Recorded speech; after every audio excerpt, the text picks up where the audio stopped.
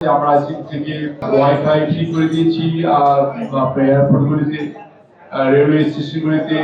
আজকে আমাদের মাননীয় মন্ত্রী আহমেদ খান সাহেবের সাথে আমরা আমাদের শহীদ জিয়া রহমান সাহেব এবং মরমা খালেদা জিয়া ওনার মাজারে গিয়েছিলাম শ্রদ্ধা জ্ঞাপন করতে, এবং তারপরে গিয়েছিলাম আমরা স্মৃতিসৌধে ৭১ মুক্তিযুদ্ধের শ্রদ্ধা জানাতে, যার জন্য আজকে আমাদের দেরি হয়ে গেল।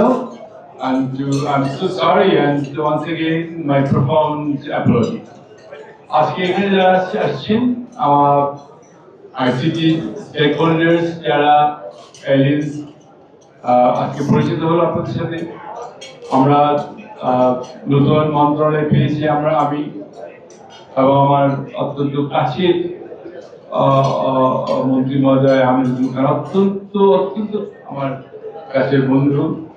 আমি রব্বুল আল্লাহর কাছে ধন্যবাদ দিই এবং আমাদের মাননীয় প্রধানমন্ত্রী তারেক রহমান সাহেবকে ধন্যবাদ দিই আজকে ওনাকে এই মুক্তিযোদ্ধা মন্ত্রণালয়কে দায়িত্ব দেওয়ার জন্যই।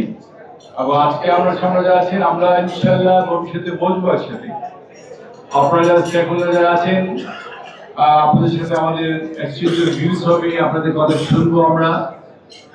এবং আমার মাননীয় প্রধানমন্ত্রী এই সেক্টরে কিন্তু ১০ লক্ষ লোকের চাকরির কথা চিন্তা ভাবনা করছিলেন।